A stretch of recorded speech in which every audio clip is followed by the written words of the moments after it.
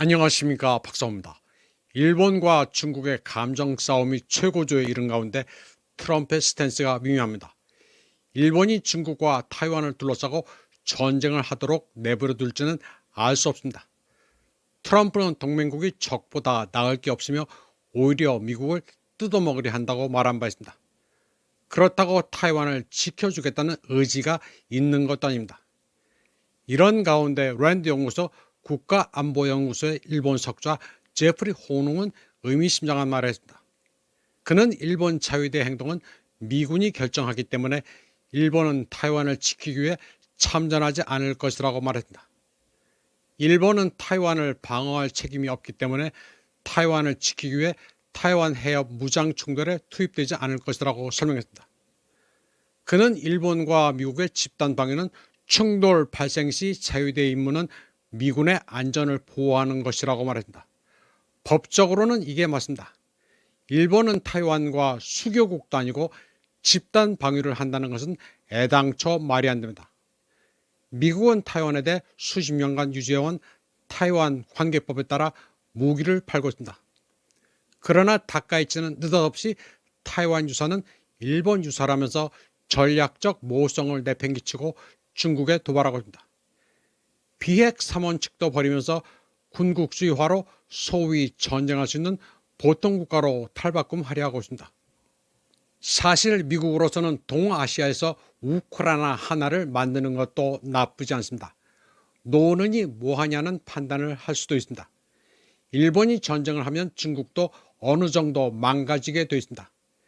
일본과 중국, 타이완이 파괴되면 미국은 제조업을 가져온다는 꿈을 꿀 수도 있습니다. 트럼프는 중국을 두려워하고 있습니다. 그래서 스스로 나서서 중국과 전쟁을 한다는 생각은 갖지 못합니다. 혹여 다카이치가 판단을 잘못해 중국과 싸우게 될 경우 미쳐야 본전입니다.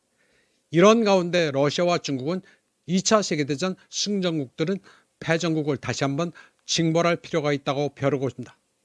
러시아 금융대학 게보르그 미르자얀 교수는 무즈글야드 기고문에서 주 오사카 중국 총영사 슈에젠의 말을 인용했습니다. 다카이치가 계속 더러운 머리를 뒤밀면 머리를 자르겠다는 표현을 소개했습니다. 저자는 중국 외교관이 외교적이지 못한 표현을 써가며 일본이 2차 대전을 초래한 정책으로 나아가지 않도록 경고해야 했다고 말했습니다. 그는 러시아도 중국과 더불어 독일에게도 역사의 교훈을 되새겨주도록 해야 한다고 말했습니다. 그러면서 현재 독일 지도자도 독일이 다시 한번 유럽 최강의 군사력을 구축하겠다는 말을 공공연히 한다고 했습니다. 그리고 이는 히틀러의 나치즘 패배 80주년을 기념하는 맥락에서 시사하는 바가 크다고 말했습니다. 게보르그 미르자야는 역사를 배우지 않는 것은 독일 나치의 후손뿐 아니라 일본 군국주의자의 후손도 마찬가지라고 시작했습니다.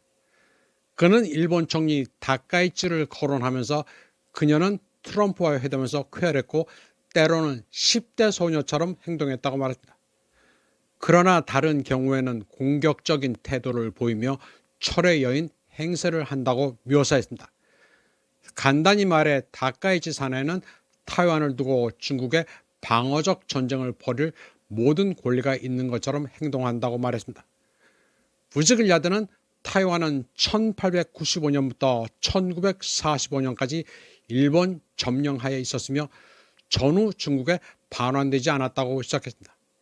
일본은 쿠릴 열도와 마찬가지로 샌프란시스코 조약에서 타이완 섬에 대한 주권을 포기했지만 중국은 회의에 초대받지 않았기 때문에 중국도 소련처럼 샌프란시스코 조약에 서명하지 않았다고 설명했습니다. 그러면서 일본은 타이완을 위해 전쟁을 일으킬 수 있는 수단을 가지고 있다고 설명합니다. 일본 육상 자위대는 지상 전력 면에서는 중국에 비해 열세지만 해군과 공군력은 어느 정도 동등하다고 말했습니다. 주로 일본은 모든 해군과 공군을 한 곳에 집중시킬 수 있는 반면 중국은 광활한 해상을 방어해야 하기 때문이라고 말했습니다. 이번 방송은 여기까지 하겠습니다. 시청해주신 여러분 감사합니다.